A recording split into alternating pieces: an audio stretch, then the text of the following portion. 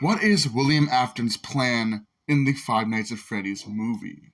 Now, we don't exactly know why William Afton becomes involved closer to the end of the film, but we do know that William Afton, aka Steve Raglan, as he goes by, to hide his identity. I mean, he did kill a bunch of children, so he can't just go walking around saying he's William Afton, which isn't something new.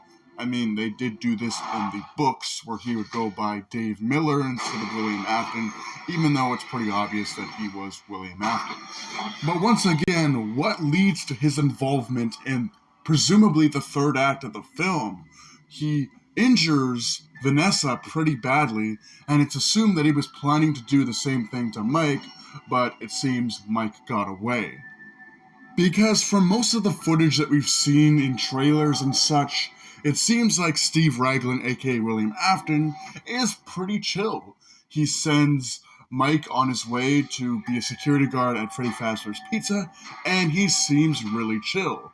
So I'm sure that over the course of the film, there will be certain events that lead to Steve Raglan having to don the Spring Bonnie costume and cause a little bit of mayhem, for unknown reasons at this point. Based on Vanessa's knowledge of Freddy Fazbear's Pizza, the murders, and the disappearances, I would imagine that that's probably why Steve particularly targeted her, because she knows too much, and thus is spreading that knowledge of what he did back in the 80s to Mike. So this could potentially be a reason why he would become involved. And there's a lot of rumors that point to this being the case. A lot of people are saying that there's going to be several scenes that depict this scenario in which Steve Raglan dresses up in the Spring Bonnie costume, goes to Freddy Fazbear's Pizza, and just beats the shit out of Vanessa, nearly to death. Although we do see some scenes of Mike in the hospital watching over her. So this then paints a pretty morbid picture. We know that Steve Raglan, aka William Afton, gives Mike a job as a night security guard at Freddy Fazbear's Pizza. He then, over the course of his night shifts there, runs into Vanessa, who starts to tell him all the stories about Freddy Fazbear's Pizza, that there was a serial killer in the 80s, and that a bunch of kids went missing, and they were never found, and that potentially the animatronics are now possessed with their vengeful spirits, all stuff that obviously Mike does not need to know, leading to William becoming involved. He dons the Spring Bonnie costume and goes there to silence them forever. This can only go one way from this point. We know that because Mike is seemingly uninjured by Springtrap's original attack, that he will be back again to finish the job with Mike. And this ends probably in a Springlock failure, setting up the real Springtrap for a sequel, because right now, William Afton is just Spring Bonnie, a very withered version of Spring Bonnie, but Spring Bonnie, which would set up Springtrap in the sequel. Spring Bonnie is basically a animatronic Springlock suit that William Afton can wear. Springtrap is a William Afton corpse inside of a withered Spring Bonnie suit, basically forever trapped inside of the animatronic costume, unable to leave and unable to die.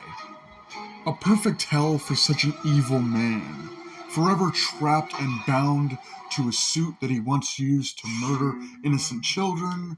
He can never die, and he will never be at peace.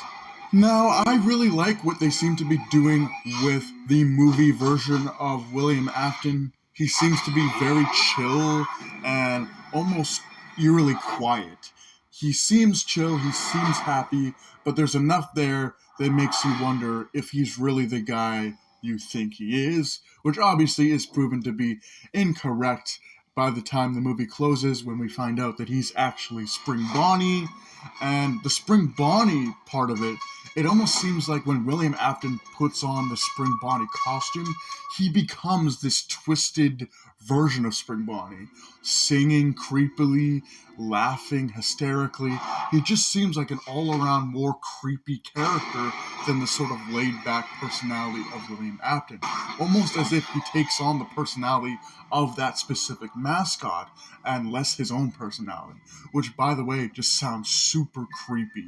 To add on to the creepiness of Spring Bonnie in this film, it's gonna be made crystal clear that Spring Bonnie is not a robot that's possessed, but rather a human in a suit, because from the way that Spring Bonnie moves compared to the Fazbear Band, Spring Bonnie moves in a very deliberate, slow, lumbering, very articulate way that our animatronic couldn't possibly do, which adds another layer to his horror, knowing that this is not a possessed robot, but a human pretending to be a possessed robot.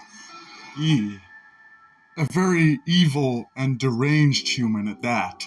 Unfortunately, all we have to go off of is the few small clips we got and the rumors, because we don't really know a whole lot about William Afton or Springtrap in the film. I mean, they've only shown us a few very fast-paced shots of Springtrap in action, and it seems like Blumhouse is keeping the lid on it for now, because they're probably saving the reveal of what Springtrap's plan is, what William's plan, because they're both the same character, what that is, and it's probably going to be a huge end of the movie plotline, storyline, whatever, and they don't want the fans to know about it just yet.